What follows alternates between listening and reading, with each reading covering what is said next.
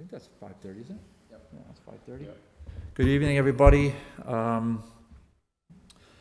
This is the July 22nd, 2019 meeting of the Development and Governmental Relations Subcommittee to Holyoke City Council. I'm the chairman. With me is Councilor Mike Sullivan, Councilor Pete Tallman, Councilor Terry Murphy, and our OPED Director, Marcos Marrero. Welcome.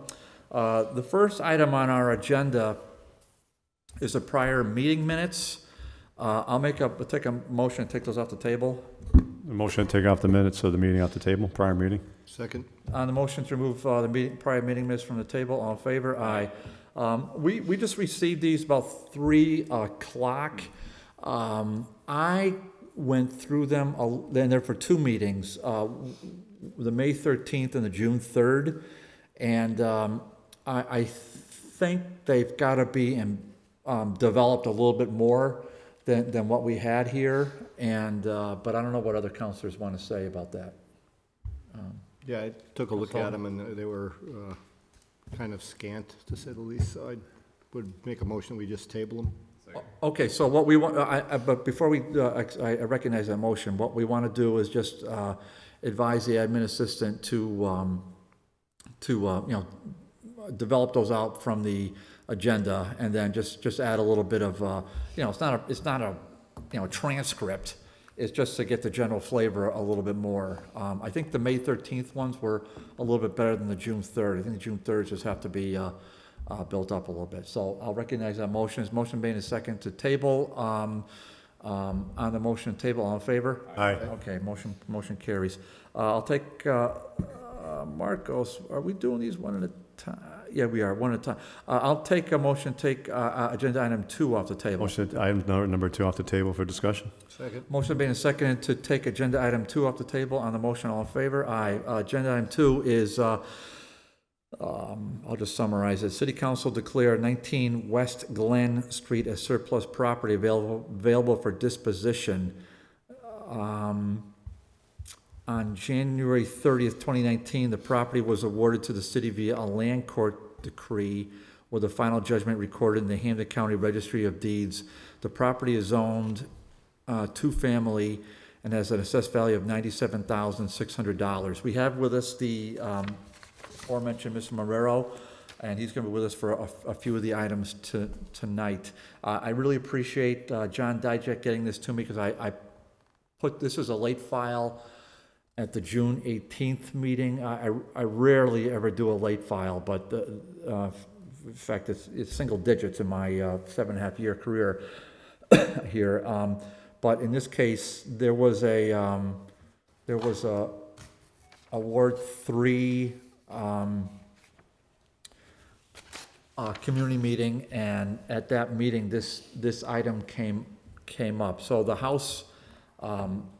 The house is occupied by a gentleman. He was unable at the end to take care of himself, and the house has come into some severe disrepair. So with that being said, Marcos has passed out some attachments to the committee. So Marcos, you're here, and tell us what's happening. Thank you, and I'll start out by saying it. There must have been some drop-off in communication on our end. We filed through the chair a series of surplus orders in the months prior, and this one just, for some reason, which I can't understand, it just fell through the cracks. So our intent was to file it, and so now we're here a couple of months later. 19 Glen, as you can see on the first page, is a property just a couple of properties off of Northampton Street in Ward 3, as the chair mentioned. The original filing for the taxes owed that I could see in the filing document was just over $1,600, but that, of course, was filed in 1997, so you can imagine that the interest over time accumulated. Final judgment, as was read into the record, was at the end of January of this year. There was a period of time that was provided to the former owner to vacate their possessions, as is required by law. We foreclose on the property, not necessarily on the things that are in it, and so we have to provide a period for them to vacate that. So the surplus order was filed in June. The plan is simple, is that once it's declared surplus, we can issue a request for proposals with an intended use of residential occupation. And Marcos, so original amount of taxes was 1644.77, but, so we don't have the current amount? I was very quickly going through it, and what I had accessible to me, I couldn't find it. That doesn't mean it doesn't exist. Of course it does. It's a poor excuse for why I don't have it in front of you. And that's okay, we don't need it now, but if I could get that email to me prior to our, Sure. August 6th? 6, yeah. Okay, August 6th, me, if I could, yeah, because I just kind of like to know that, what was the amount due? The house itself, I mean, I think most of us are pretty familiar with West Glen Street. I mean, I own my parents', my dad's and my uncle's old house at 38 West Glen. I don't know why I bought that, but I did, because I don't know why I did, but I'm glad I did. It's, West Glen is a really wonderful street, and just, it's pretty solid neighborhood. And then you have this eyesore that's been, gosh only knows. So Marcos, if once we declare a surplus, the intent of OPED is to issue an RFP for it, or? Correct. Declaration of surplus requires a 2/3 vote of the city council. Assuming that passes, then it's on the executive branch through the Office of Planning and Economic Development and the purchasing department to issue a document called a request for proposals, whereby we open it up to anyone who wants to provide a proposal to buy the property under the terms of the request. The intent is to limit it for residential use or primarily residential use. It's not really a commercially zoned area. It's a neighborhood. And so once those proposals go out, usually they're on the street for about a month. And then we see what proposals we have. If we have no qualified proposals or we get nothing, then we just put it out for a request for proposals again. At the time that an acceptable proposal is brought before the city, it's evaluated usually in some sort of committee between planning and economic development, purchasing, law department, at times others like DPW. Then the mayor ultimately decides on awarding that proposal and sends it back to city council, whereby by majority vote the award can be made. Right, so, and I'm not saying, it just, sometimes when we make our decision on the vote to sell it, that's why we kind of want to know what the taxes were due. I mean, we know we're not going to recoup the, the taxes, but I would be, disinclined. I mean, I'm pretty confident there'll be, investors looking at this, they're flippers, and I know, and they're all good business people, but I would hate to let this go for, the $1,000 that we're gonna have. I mean, it's such a nice neighborhood. I would certainly want to have a reputable company come, and we have so many receivers now in Holyoke that we've done such a good job with. So I would certainly want to make sure that each receiver is made aware of this opportunity, because it's almost like that, except for you don't have to go through the housing court. It's almost like that situation in my book. So it'd be nice to get a really good developer / receiver come in, buy it, fix it, find somebody who could, a good family that would want to use it, live there, because it is a nice, it's walking distance. It's the bus stop to Kmart Plaza to the schools to wherever. So, and we do send these to the entire list of receivers in all the county. I mean, it's so close to the parade route. Yeah. I mean, it's like prime location. So, yeah, that's good news. Okay, any committee members have questions? Councilor Murphy. Yeah, just a couple. So we started this process in 1997, and Apparently, yeah. And then we just let it sit. And I'm not intimately familiar with the legal proceedings behind it, but yes, it did.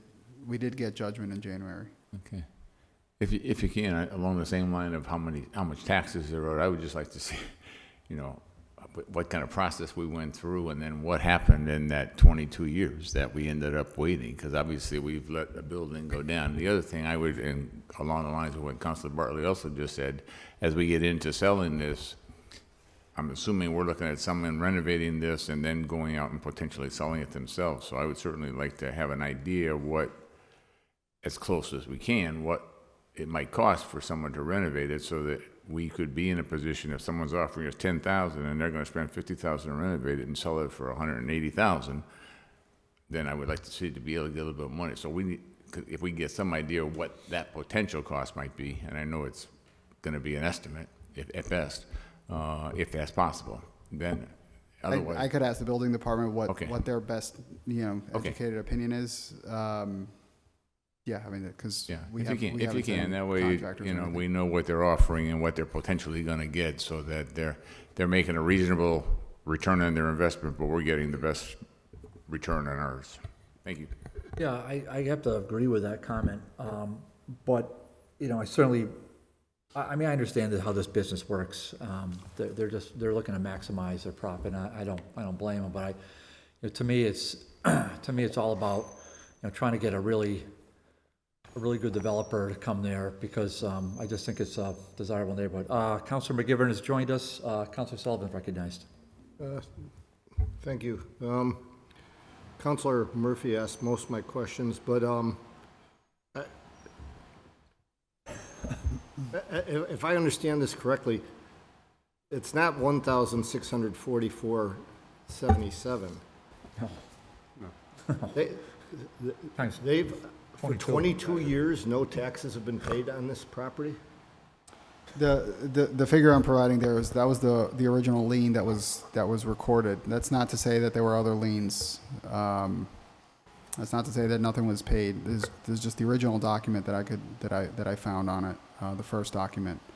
I can ask the law department for more context of what happened throughout that period. I don't have that record. Well, we should be able to just go to our online services page here, type in that address and see what's owed on it.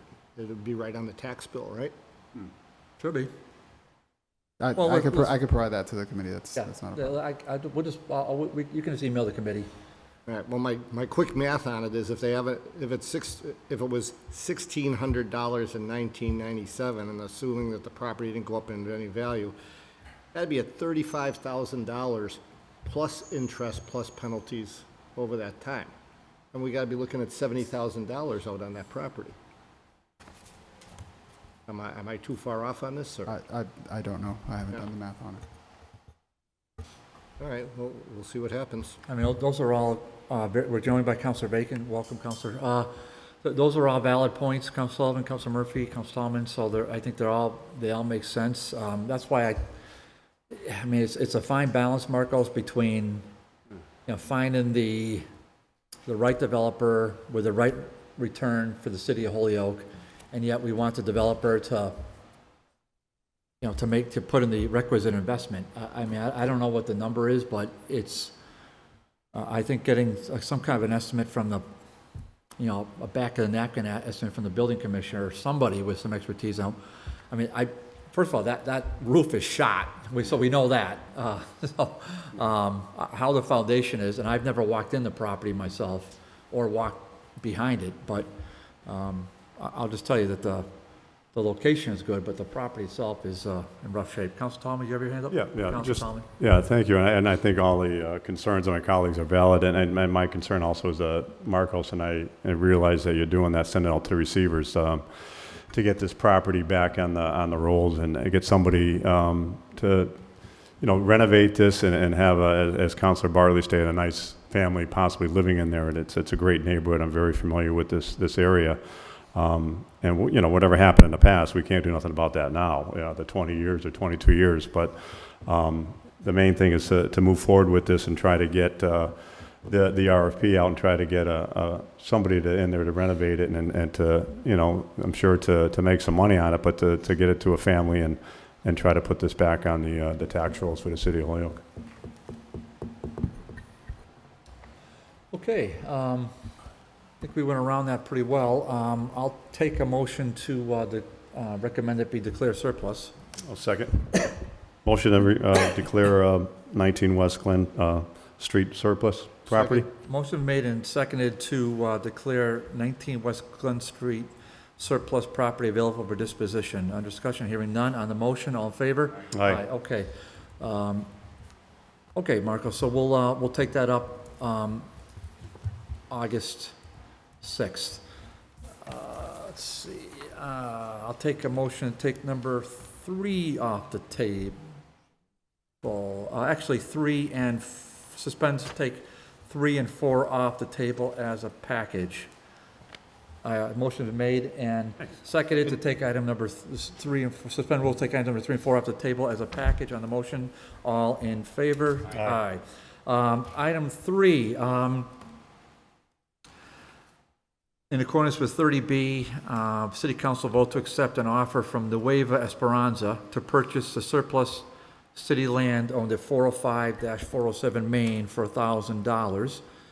The land is approximately 2,614 square feet in size and as identified on the Holyoke Assessor map. The property was awarded to the city by a land court decree with a judgment recorded in the Hampden County Registry of Deeds.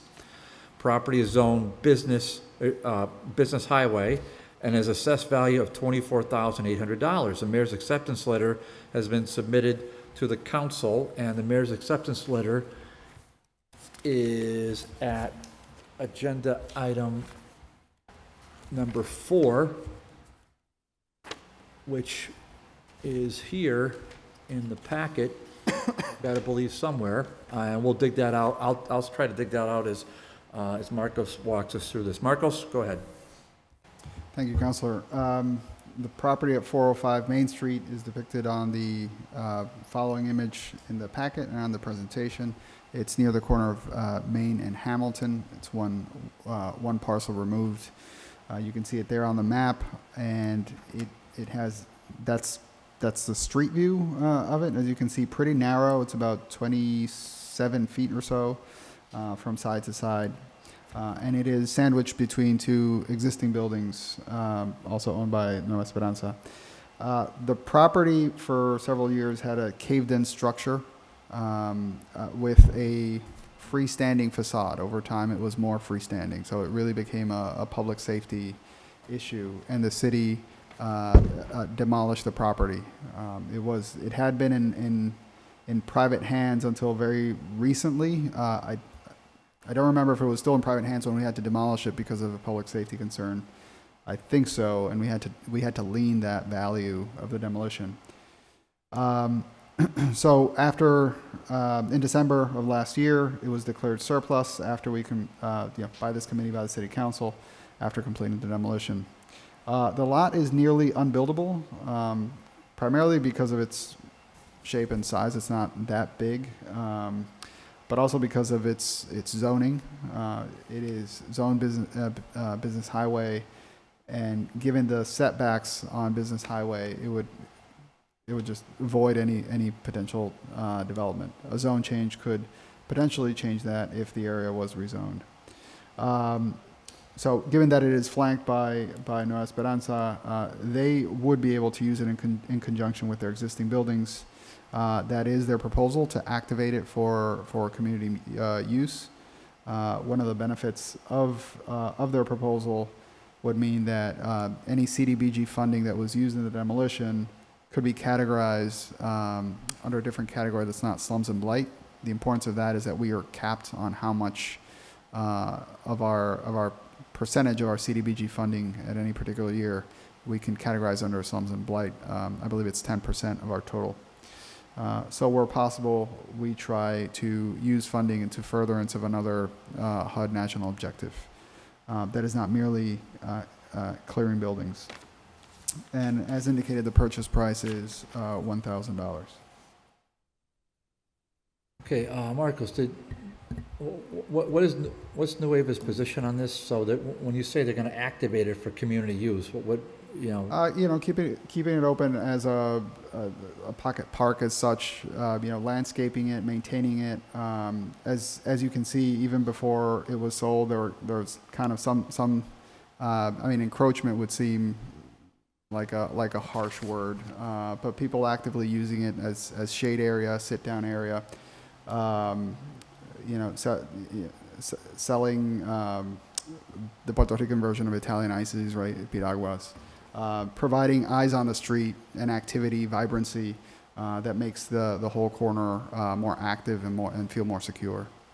So is Nueva going to, or I don't know, can we, I don't know if we can condition it, but are they going I mean, they'll keep it free of debris, and they'll, maybe, I don't know, just maintain it overall? Yes, correct. I mean, they're subject, just like anyone else, to code enforcement, but they, to the extent that they were somewhat using it, they were keeping the area free and clear. They haven't been making a big investment in it because they didn't own it. So they weren't gonna, call in a landscaper or anything like that prior to their ownership.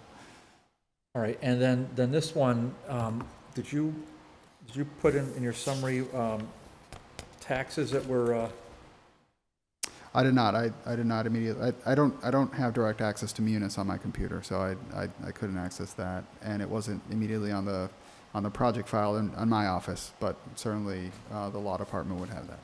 okay, is that's something you can forward to prior to the August 6th meeting? Absolutely. Yeah, so the taxes that went unpaid for that, over the course of time, okay.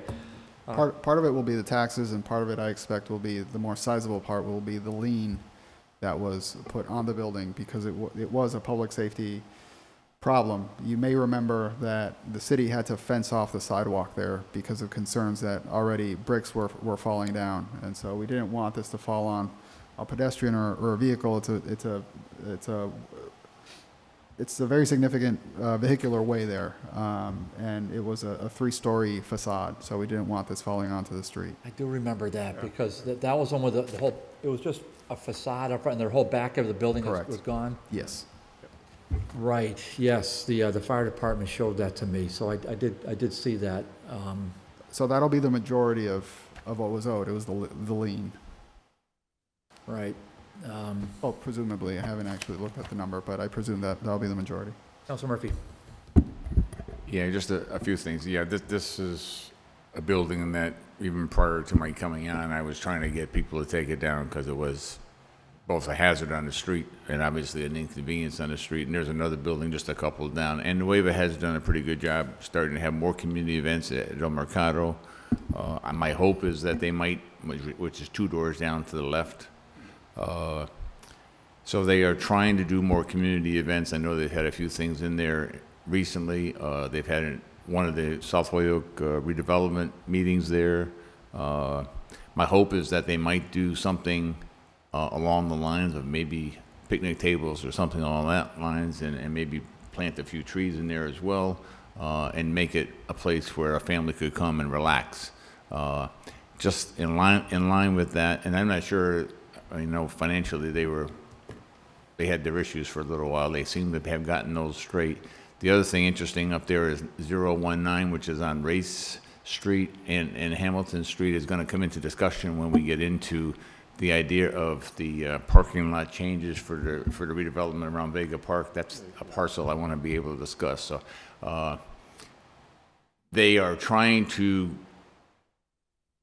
revitalize and ensure the viability of that entire block from 4, 3, 2, and 1. So even though it's only $1,000, I would encourage us to let them go forward with that. And I will meet with Cynthia to try to get them to encourage some kind of picnic facility or something along that lines, or if there's other things that you have in mind, I will gladly meet and discuss that with them. Thank you.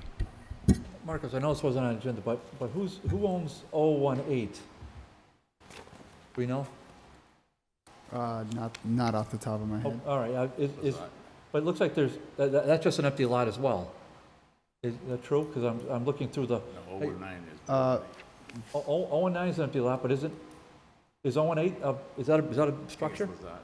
It seems like there's a structure there. It does seem like that, but when I look at the photograph, it looks like there's an alleyway. I mean, so I don't know. I'm just curious. It's not, no, I can look it up myself. I'm just curious. Council Sullivan. Thank you. Marcos, you said we'd be able to recategorize, it says categorize, but does it recategorize some CDBG funds? I believe some CDBG funds were used here. I can't say that 100% of the demo was done with CDBG. And so what happens is, in the absence of a use, of a defined use on the property, you have to categorize these as slums and blight, basically demolition. It's just the end goal is just demolishing a property. you may be familiar with this with some other properties that we've done in Yeah. Churchill, where the end goal is declared as public infrastructure to do, like a public parking lot or something like that. So it doesn't hit our cap.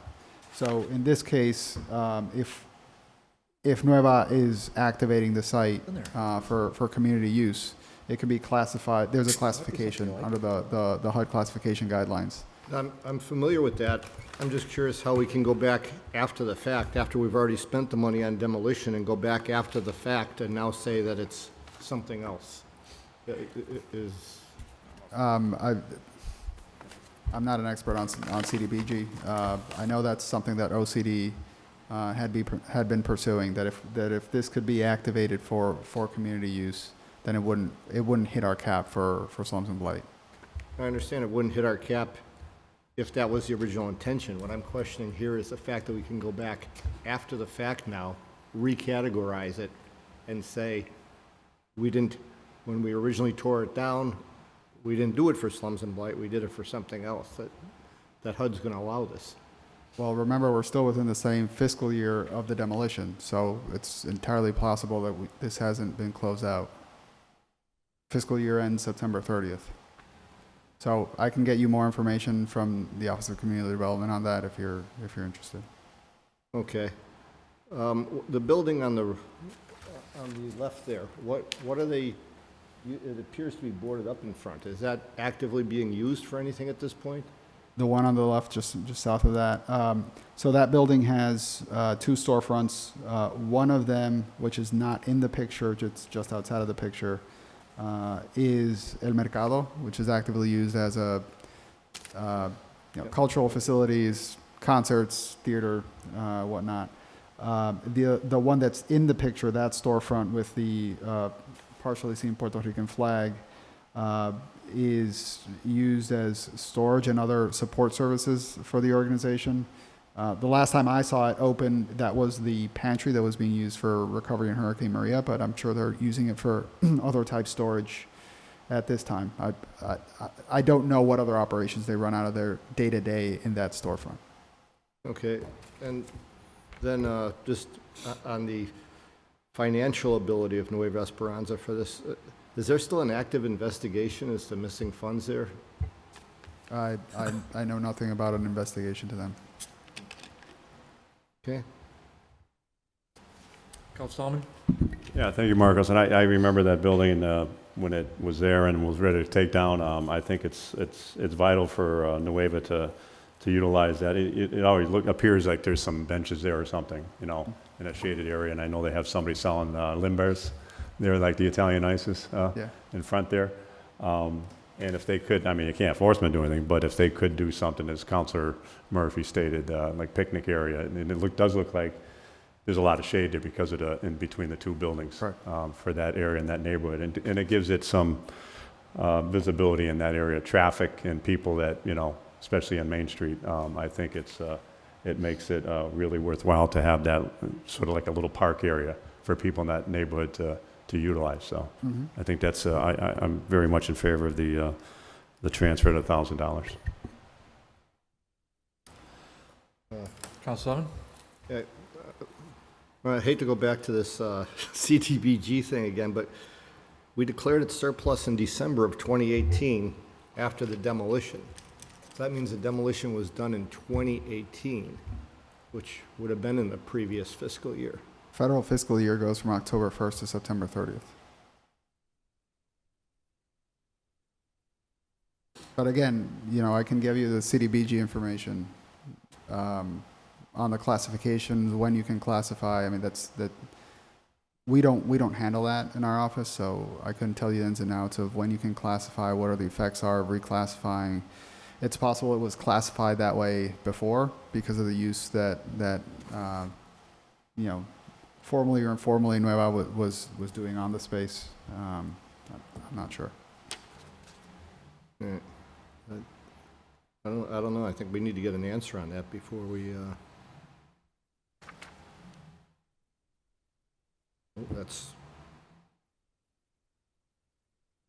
Would that affect us in any way? I mean, if we're letting it go for I mean, anticipating that we're gonna get money back into CDBG for other demolitions?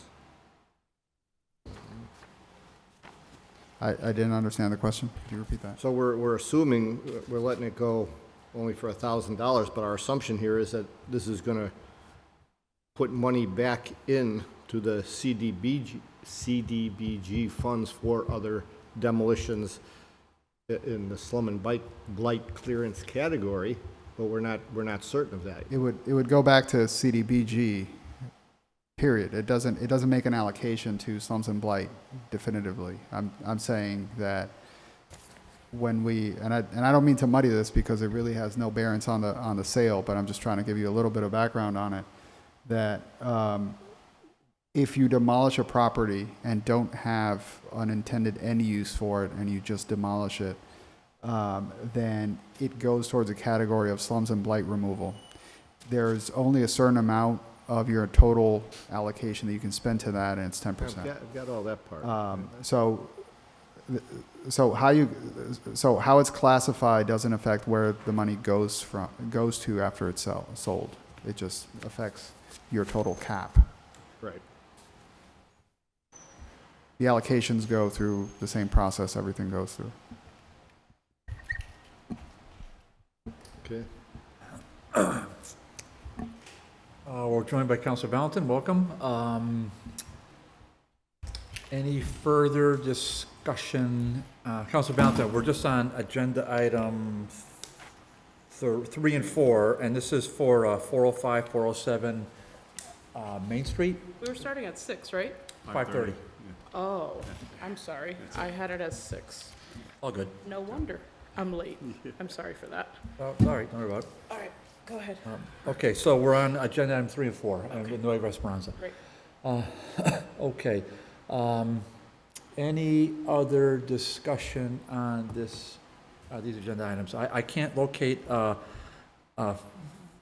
but that was a communication from the mayor. I saw it in here when I was doing this, and it was in support of the $1,000, the offer.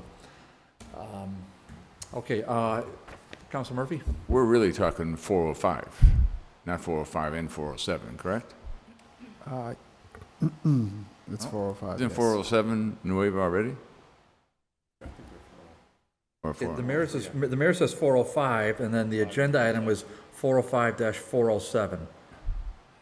But maybe, I thought it was just one address. you want to clarify? I'm pulling it up. Okay, so, yeah, we'll hold on for a second. Does the order indicate the parcel by any chance? It, It's parcel 2? parcel 2, 002.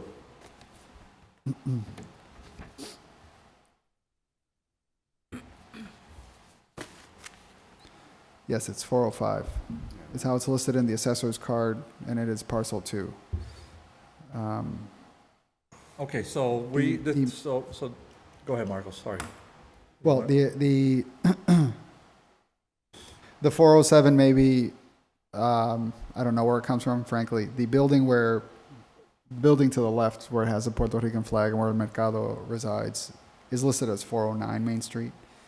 I don't know if 407 is used anywhere, so if it does appear on the order or somewhere else, I don't know, it may just be a carryover from when 405 had 2 doors, or maybe it's some sort of typo.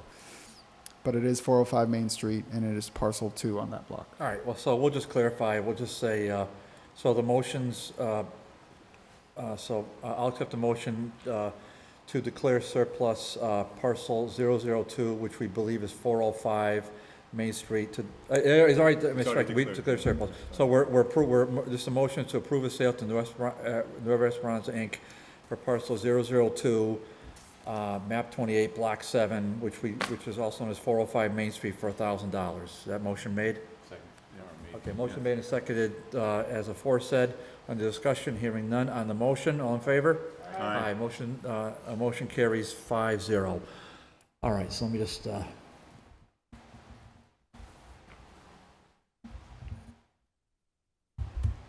okay, I'll take a motion to take number 5 off the table, please. So moved. Motion's made and seconded to remove number 5 off the table. On the motion, all in favor? Aye. Let's see, order that Director of Planning and Economic Development meet with DGR to seek ways to include the parking lot at the corner of Clemente and Hamilton around Carlos Vega Park. So Terry Murphy filed this. We took this up once and we tabled it, and I just wanted to get an update on this since we were in the neighborhood discussing Nueva Esperanza. Councilor Murphy. Thank you, Mr. Chairman.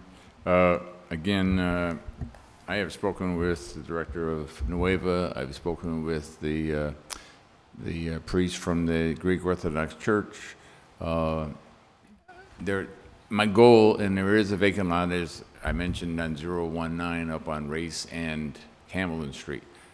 The goal of the discussion and kind of re-sparking it, because I know originally it started to be discussed and then was kind of put on the wayside. And Marcos, if I'm wrong, you just let me know.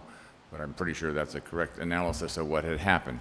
So the Greek Orthodox Church owns the lot, which would probably be worth 2 houses or maybe even 3 houses on the corner of Clemente and Hamilton Street.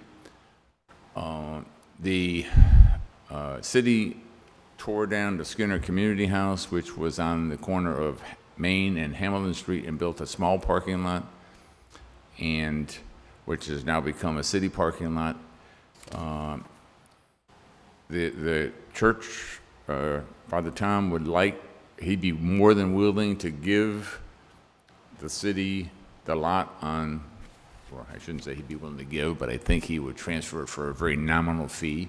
The lot where he has the parking lot on Clemente and Hamilton, if the church could have greater access and/or ownership of the lot on Main and Hamilton, and that's why I wanted to look at potentially, it's a vacant lot that I've gone by on all kinds of different days to see if anybody ever uses the lot at 019, which could potentially be a parking lot somewhat similar to what is at Main and Hamilton. And so that's my goal. I mean, it would seem to me, with the revitalization of housing that we're talking, starting at Vega Park on Clemente and Southeast Street, that if we left a lot, fenced-in lot, an empty fenced-in lot to a great extent, that at one time had, I believe, 3 apartment buildings vacant, that the impact of the housing revitalization would be somewhat negated. Obviously, it wouldn't be eliminated, but it would not get its full impact in the neighborhood. And so that's why I want to see if we can work together and work with all the parties involved and sit down and have let's come up with a solution that provides additional parking for Nueva, which would be the 019, gives the parking for the church where they can make sure that when they have funerals and church services on Sunday don't seem to be a problem, but when they have funerals during the week seems to be the problem. And then we could have, the housing authority could then end up, when we actually get into the construction, which I'm hoping will be 2020, that Clemente and Hamilton Street would be a starting point for that process and reaching out towards Sargent Street and then towards Adams Street and then done. So that's my goal in filing it. I think it's within the city's financial capacity to do that, and in the long run would definitely improve the revitalization of South Holyoke. So that's my goal. Okay, so we had a great discussion last May. I think that was a really good meeting, and it was a really good reorder. We talked about a lot of properties in Churchill, South Holyoke, and all that. So, Marcos, did you want to add to this at all at this stage? Sure. So just quickly recapping from the May 22nd conversation. Yes, this conversation had been put on hold prior to this order being filed. We had advanced conversations in I'm going to say last year, 2018, probably even into 2017 before that, exploring this possibility of somehow doing a swap. That met some community resistance, and so we decided to put it on the back burner for the time being so that we weren't held up by site control on that one issue when really we wanted to advance the entire project and we could continue the conversation going forward. And so when this order was filed, what I thought was very positive was that getting a different impression than we had before, that there was more buy-in potentially from the community, certainly from city leadership, to pursue this potential swap.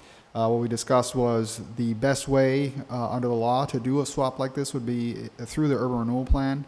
So these properties would have to be added, and the process to do that would be getting the redevelopment authority to hold. This would very likely require some sort of hearing on their side, and then filing an amendment to the plan that would require the mayor's and the city council's approval. And then through that mechanism, we would also have to declare the parking lot as surplus and approve the transfer to the redevelopment authority. Then the authority, which has a different legal framework than the city, doesn't have to strictly follow Chapter 30B as far as selling or buying property, then could negotiate swaps like we have through the redevelopment authority in our recent past. So it sounds a lot more complicated than it is. It just takes a lot of procedural steps. We haven't started the legal steps on that. We have brought this up with the redevelopment authority since the May 22nd meeting. They agree that it then seems like a mature opportunity to pursue it. I've had one informal conversation with someone at Nueva. There is some concern that maybe not everyone in the community buys into that, but there is willingness to pursue it. I think I had one other point on this and I forgot. Yes, the other very important point is we have asked the Housing Authority, which is the lead developer selected by the Redevelopment Authority for this housing project around Carlos Vega Park, to assume for the time being that project would be part of the project, for nothing else but to, in concept planning phase, what would it look like, right? So that we're not missing an opportunity. Communicating to them our intent to add this onto the urban renewal plan. If nothing comes of it, because whatever, the community opposes it, the city council opposes it, the mayor opposes it, the redevelopment authority, then fine. But I don't want to get through a lengthy community engagement process and show a bunch of images and consider that this lot is untouchable. There seems to be enough agreement out there to let's at least look at it. So right now, the architects and designers are, at least from the conceptual side, they're approaching this as if that back lot would be available for the development. And so in the weeks and months to come, we will certainly initiate the procedural steps that we need to amend the plan. I anticipate there's going to be probably maybe like 2 small other amendments that we would bring forward at the same time, so we don't have to do it 3 times the lengthy process. Mr. Murphy? Yeah, and thank you for that explanation, Marcos, and I appreciate trying to put all this together. And yes, there have been some community members that objected to it, but their primary objection was just giving up that parking lot and not having anything to replace it. And that's why I went around looking for properties that might make sense. And it was originally a property that would help Nueva Esperanza. So I thought a parking lot directly behind would be very similar to a parking lot directly in front. And if you were revitalizing the neighborhood, that does even more to enhance Nueva Esperanza as an organization. So, I mean, there is still concern that we would give up the parking lot where Skinner's, Main and Hamilton, and not do the other one. So I think, if we could start looking into whether or not 19 is in fact a viable project, a process for that, I think much of the opposition would go by the wayside because of the fact that we are providing additional parking and we are enhancing the revitalization of South Holyoke, which are the goals for some of the people that have objected. They want to see the maximum housing revitalization. So we're trying to do both things, and we're trying to make a compromise. And I think the parties are now more collaborative in discussion than they were a year ago. Yes. Okay, so Terry, what would you have us do with this order, or Marcos, or let me hear from Terry first. Council Murphy, what would you have us do? Because we've taken this up a couple times now. Well, I'd like I think we got it out in Yeah. front of us, and I think we might be waiting for something from HRA is what it sounds like, but maybe So if we could, I would recommend that the order's been complied with a request that we get a report, say by October 1st, as to if anything has changed, where we might be in terms of meeting with the parties, and also considering the viability of parcel 19. And who are the, Marcos, maybe you know, when you say there's this, who are the parties in the community that may need some more information before they can get behind it? Is there anyone specific, or? I think there are community members that often partake in activities at Nueva Esperanza that are worried that future activities there could be limited by no availability of a readily accessible parking lot. Okay, so these are, I think anyone is like truly like hunkering down on this is just like a genuine concern for, well, if that's gone, can we, does this maintain its status as a good place to have an event if people can't readily see a parking lot and park there? I think that's what they're bringing up. okay, but there's a much larger picture here. Are we not getting that Sure, across? yeah, I'm confident that sometimes you just don't see the end of these things, but you have to, we all talk about it and we hope to end up in a good place. Yeah, that's, okay. All right, Council Murphy has made a motion that this has been complied with. Can I have a second, please? Second. Motion made, second, the order's been complied with the caveat that we'll have a report by, First October meeting? the first October meeting of the Holyoke City Council. Marcos, you're okay with that? Yes. All right, so motion made and seconded that this has been complied with the caveat that we'll get a report by the first meeting in October, whatever, the first Tuesday in October. On the discussion, hearing none, on the motion, all in favor? Aye. Okay, so complied with item 6. Let me just put that on here. Oh, hold on a second. So, complied with 5-0. Okay. very Make a good. motion to take up item number 6 off the table for discussion. Second. A motion made in second to remove item number 6 off the table for discussion. All in favor? Aye. Let me see, Marcos, are we good to go with you? We are. I think so. I don't know what else is on the agenda. I think that's it. So Marcos, as always, thank you. Thank you. Appreciate your help and guidance, as always. Item 6 is off the table. City Council passed a resolution in support of a work of expanding natural gas capacity. The resolution should keep in mind the importance of protecting the environment, but should recognize the reality of expanding business and potentially building new schools that can be done with available energy and power. It's an order I filed in May. I just wanted to we're tabling it tonight. That's all we're doing. But I just wanted to. I didn't even draft up a potential resolution. I know there's been some rhetoric back and forth and on various fronts, whether they've been in press releases or in the newspaper or however it wants to. We did throw this out to the manager of the G&E. I know that the administrative assistant reached out to the manager of the G&E. This order would come up for discussion. We also made it clear to them that we just, that's all it's going to be, just up for discussion. The order's in the jacket. I can start to draft something, and it's not going to. I think it would be essentially as follows: that the Holyoke City Council recognizes the work of the gas and electric for 150 plus years. That we support the efforts to have a sorry about that.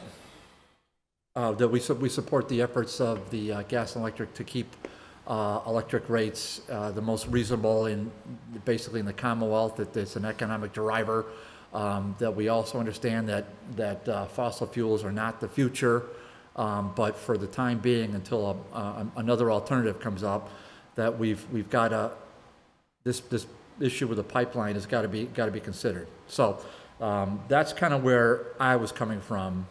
And listen, I just filed this and as a show of support for the gas and electric, and I did it partially in response to what I felt was a political statement by another elected official. Came on Earth Day, saying that this elected official says he opposes expansion of natural gas capacity to the city of Holyoke. So that's where I came up with that. Council Sullivan.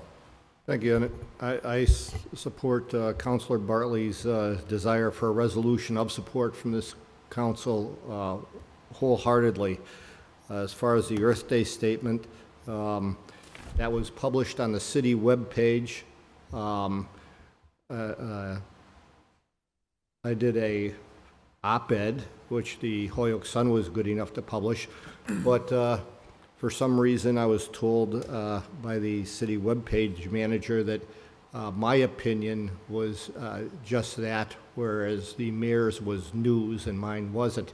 So the public did not get a chance to hear another side of the story. So I think it'd be a great thing to have this resolution in support of it and get both sides of this issue out there in the public in a fair manner. Yeah, and also I saw a really well-written, I didn't agree with it, but I think it was a letter from Jackie Velez and a person from Amherst. It might have been Northampton.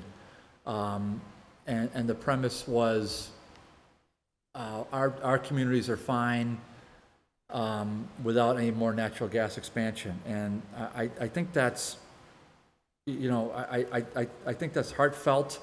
I have no doubt, but I don't think it's valid, especially if we want to have economic development, because the alternatives are as follows: natural gas or oil.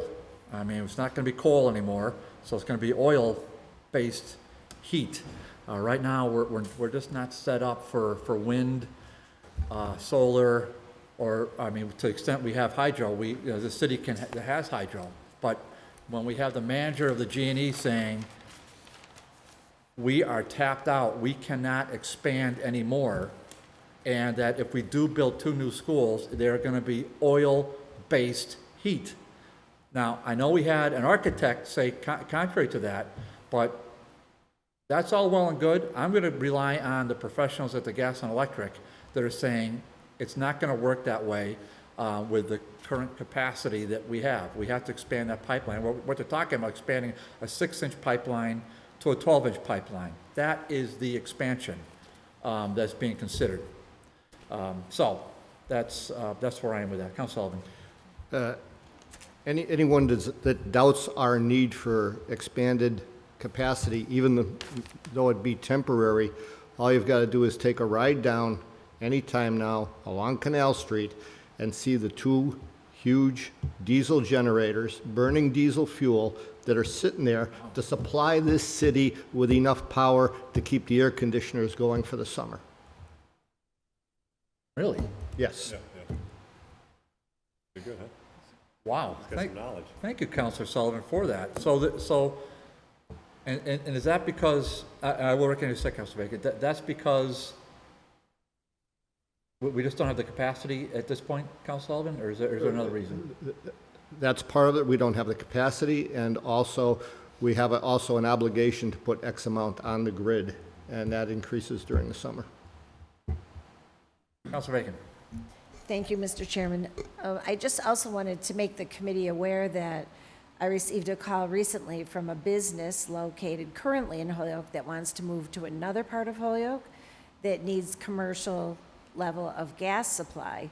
And the site that they want to move to over near the mall has the other gas capacity, which they understand is capped because of the limitations on the pipeline.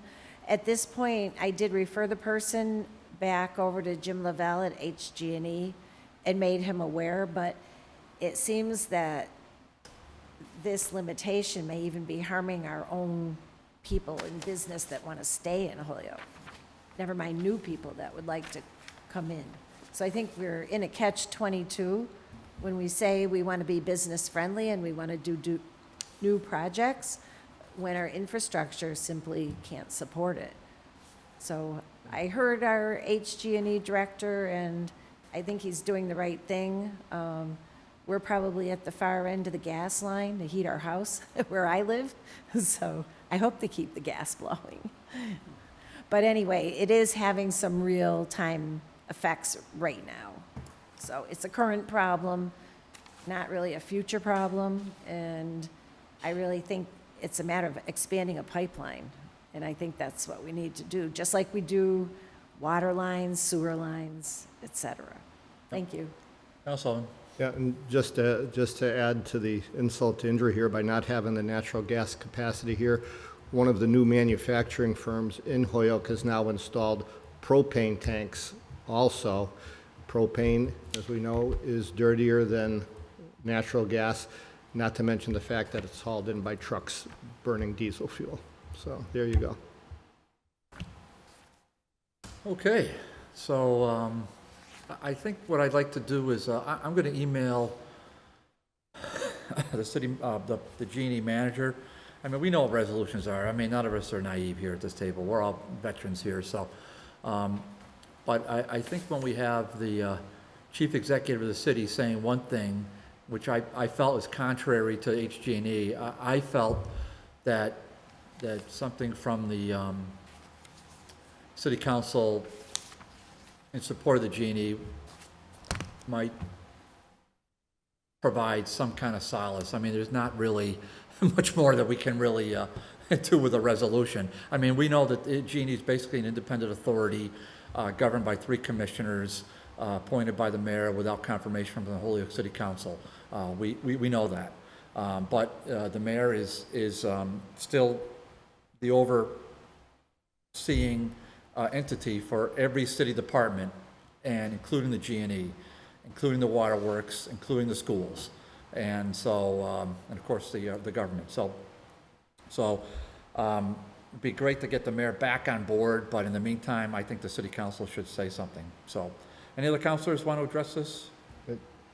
Not to keep going all night, but the resolution, I think, is more important than symbolic. We have neighbors in West Springfield and Long Meadow that need to be made aware that are also an obstacle to this. It's not just a matter of us putting in the pipe. There's other communities that could pose a roadblock to this, and I think they need to get a firm message coming from the city council also as to how badly we need that here. Okay. Well, I'll talk to Mr. Lavelle, or email Mr. Lavelle, and then based upon that, I'll come up with something for a future meeting. Okay. A motion to table item number 6. Second? Yeah. On the motion table, all in favor? Aye. Okay. Agenda item 6 is tabled. I gotta make a motion to take up off the table item number 7 off the agenda. Motion made and second to Question. remove agenda item 7 for the table. All in favor? Aye. Item 7, the Board of Water Commissioners manager appeared before City Council to consider contracting with an independent consulting firm to prepare a feasibility best use study on the future use of the Whiting Street Reservoir as both an active water source and as an emergency backup source. The study should focus on various potential scenarios, including but not limited to recreational, revenue-producing opportunities, selective development scenarios, and future maintenance and liabilities issues. Such study to be completed and submitted back to the council within 6 months. This was sitting in the jacket for a while. I felt bad. I don't know. Somehow just kind of just slipped through. So we have, and this is filed by Mike Sullivan, member of the committee, and so we have some progress, I hope, with the Whiting Street Reservoir Committee, that we now have an ordinance, that I'm hopeful that Councilor Leahy we have enough resumes in. I think we have 4 or 5 anyhow. And we have enough resumes in to kind of get the ball rolling from the city council and to start that committee going. And this would be, I think, a support of that. So, Councilor Sullivan, you have the floor. Okay, thank you. So I talked with the manager of the water department today, and they didn't receive notice of this meeting until this morning. So I had a lengthy discussion with him about it. What they would like to see is for us to put out an RFP to find out what a consultant would cost. The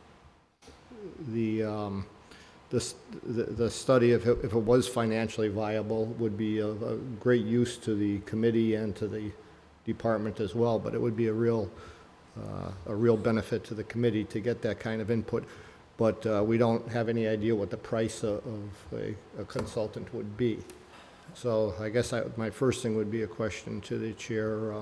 Can we request an RFP, or do we have to file can we do that and leave this tabled, or do we have to file a separate order to? No, I think what we can do is we can vote to have, consider, I should say, let me rephrase, we can consider voting to have the administrative assistant send a communication to the purchasing director and to see if she'll provide some feedback to us relative to that question. So we could leave this in committee now, and then we'll get to agenda item 9 soon about the next meeting, and then we can hear from the purchasing director with some input. Then I think we're gonna have to move it back out of committee after she provides feedback, because the only way you can really issue an RFP is to have the mayor. There's got to be a budget for it, so that only the mayor can appropriate, and then you've got to get the mayor.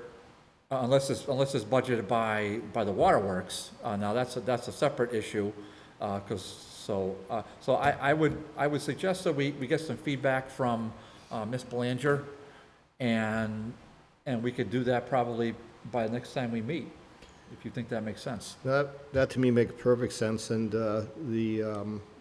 the water department, they have not budgeted for it this year. When we originally looked at this, there was some leftover money in the account that they could have used back then. But even then, there was some leftover money, but it was a guess as to how much it would really cost. So I think the commissioners would like to hear back as well before they try to. Okay, so I'll accept a motion that we refer this to the purchasing director to report back to this committee in 30 days. Make a motion that they refer this to our administrative assistant to the purchasing director to hear back by the end of August, maybe, or 30 days. Yeah. First meeting in September. But for our next DGR meeting, which will be probably first meeting in September. Okay, for the next DGNR meeting. Second. Actually, does she have to? How about the first city council meeting? Because she'll have to put that through. Yeah, I'd rather do it that way, Pete. Yeah, So I have the first city council meeting in September. September. Send a communication to city council. Okay, communication from the purchasing director for the first city council meeting in September. Okay, motion made and seconded for to have Ms. Belanger send a communication relative to cost for such a service, and to be communicated by the administrative assistant. On discussion, hearing none, all in favor? Aye. Okay, so there's that. Item number 8, please. Number 8 off the table. hold for on. So 7 is remaining tabled? Oh, I'm sorry. table is- yeah. I'm sorry, and we'll just I'll take a second motion for item 7. It's item number 7 also be tabled till we're hearing from the purchasing director. Second. Motion made and second, have the agenda items tables, agenda item 7 tabled. All in favor? Aye. Okay, sorry about that. Thanks for the clarification. All right, agenda item 8. Motion to take item number 8 off the table for discussion. Second. On the motion to remove agenda item 8 from the table, motion made and seconded. All in favor? Aye. Aye. Counselor Roman, order that the attached letters from Morgan School's 8th grade in support of the Parks bond package for the repair of Valley Arena Park be submitted to the DGR committee. And how this got lost in transition is beyond me, but these are amazing letters here, and I tell you what, they're just, Ryan and I were looking through these, and they're just, I mean, they're really just all heartfelt letters by the Morgan School students. If I had thought it, well, maybe we could still do it. It would be nice to have, wow, I just think about it now, it'd be nice to have the principal or something come up and take a bow on behalf of the students, maybe for our August meeting. But, oh, it's a different principal, yeah. Well, nevertheless, we'll certainly give a good plug to the Morgan School students for this work. And now that we've got the, Councilor Murphy, you want to update us, if you would, on Valley? Yeah, so Valley Arena Park opened up last month and had a very successful opening. I've gone by quite a few times. One of my concerns in the neighborhood was making sure that we kept it up well kept and also safe for kids to feel like they can go there and families to feel like their kids could go there. We've been doing, from what I've seen so far, that is what's happening. I've seen neighbors in the houses across the street kind of keeping an eye out. I've seen neighbors across the alley in the apartments looking like they're keeping an eye out. So it's a beautiful situation. There's nice basketball courts there. There's nice youth play areas there, and the opening reception had, I would say, about 200 people, mostly from the neighborhood there, and they were very excited. And it has been I was 12 years old when Valley Arena, and I watched it from my 4th floor apartment building when it burned down and was never replaced. So it was, we tried to do a playground before, that never really played out. This looks like it's going to play out well, and I commend Councilor Roman, who pushed it. I commend the Southway neighborhood development people, which pushed it, and I commend Marcos and the Parks Department for being able to get a Parks grant to help do it. So it's looking good. Those 8th graders are now in high school, and but hopefully some of them are playing on those basketball courts and enjoying it. So it's in good shape. Oh, that's great. And the park's being used? Yeah, every day I go by, I see people on the court. Usually it's families with young kids in the picnic playground area with youth playground equipment. But so far, yeah, it's certainly not what it was the first day when we had 200 people there, but usually there's 10 or 15 people there. They all seem to be respecting the property. They all seem to be having a good time, and so far I've had no complaints about incidents, so we're in good shape. Okay, and all these letters were addressed to either Terry Shepard or Dave Martins. So these were copied to this committee, so it's not like they weren't read by the decision makers at the time. I mean, I think Nelson just wanted to bring us a copy, but we happen to go through them, and so we have them here, and we'll have them available for the August 6th meeting if any counselors want to read them. They're really impressed. I mean, look how many here. I mean, there's 60 of them anyhow, and it was really, really nice to see. Very impressive. I have to say their spelling is incredible compared to my spelling. I know that's not saying much, but it's very, very well done. So teachers and the administrators of Morgan should all be commended for this. And you were right, Councilor Murphy, that these are all now high school students, because this was a June 17 packet, but still it's. And we noticed that the jacket was getting a little bit thick, and I said, "Oh boy, here it is." So that's how this came to be. Okay, thank you for that. So I think we'll just take a motion that these have been received. Motion received, and that item 8 has been complied with. Motion is made and seconded. It's been received and complied with. All in favor? Aye. Okay.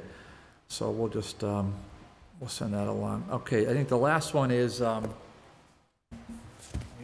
right. Next meeting. So first of all, thank you to the committee for. I'm glad this wasn't a hot summer night. I'm glad it rained. So it was a kind of a crummy day anyhow. And so I saw Councilor Murphy was able to be here and join us because there were no ball games. So I guess I got lucky in that regard. And then, so thank you to the committee for taking time out of your summer. I know there aren't too many other, city council committees that are meeting in the summer, but this one seems to kind of keep chugging along, which is great. I don't really have I don't have anything specific right now, so I don't see any reason to meet in August. And so I was wondering if the committee, but I know other things are going to be coming up, so I was wondering if the committee would consider, I do like those Mondays. How about the 9th of September, the 16th of September, 23rd of September, I think. I can do it, I believe. It's a Monday? Yeah, I kind of like those Mondays. Council Valentin, are you okay with Mondays? I'm looking at those dates you just said. The 9th is fine. All right, let's go with the 9th. And, well, I happen to like the 5:30 time, but again, that's me. I'm fine with 5:30. I Yeah. thought I literally had it in my calendar for 6, so I apologize. But I can do 5:30. If you like the 5:30, I prefer Yeah, it, I'm fine only with just that. because we can just, Yep. yeah, Yeah, just get out, 5:30, so. yeah, 5:30 is good Well, with the me, too. mailman doesn't work anymore. I don't work anymore, so The mailman still delivers, so let us keep that in mind. So the 9th at 5:30. Ninth. One thing while we're still. Council Sullivan, yeah, is right, once we recognize, go ahead. Yeah, one thing I'd like, while we're still on the air and hopefully some of the public are still watching, on Wednesday night, there's a CPA public outreach meeting. I do not know why it's not on the city calendar. This thing was scheduled several weeks ago. It's been in the newspaper, but for some reason, it's never appeared on the city calendar. It's here in council chambers on the 24th at 6 p.m. This is to get input from the public as to ideas and thoughts of what they'd like to see for CPA projects going forward in the next fiscal year. Okay, so Council Sullivan mentions that the 24th of this month, Mike? Yep, this coming Wednesday. Okay, this Wednesday at 6 p.m.? Yep. Okay. All right, well, I will be at that meeting anyhow, so I appreciate knowing that. And it's important as the CPA is still pretty new, as we know. But I think those of us who've been around a little bit are familiar with how great CDBG funds are for basically wards 1 and 4, part of Ward 3, part of wards 1, 2, 3, part of Ward 3, wards 4, I think a sliver of Ward 7, but there are no CDBG funds for Ward 5. There are no CDBG funds for Ward 6. So what CPA has is advantages of is that those can cover any ward, any corner of the city. And in fact, they have a significant sum we approved for Ward 5 with the Glutech, thank you, Councilor Sullivan, Glutech. I know I'm going to propose something like that, very similar to that for Ward 3, for this, which the park director has already said she supports. So I'm going to have something very similar to what happened at Glutech. What time is the meeting? 6 o'clock, right here in Thank City you. Council. So I think those are important things. So again, thank you to the committee, and thank you to the public for being here, and thank you to the councilors that are not in the committee for being here. We always appreciate your presence. With that, take one more motion. Motion adjourned? Second. Motion made, second to adjourn. All in favor? Aye, we are adjourned. Thank you.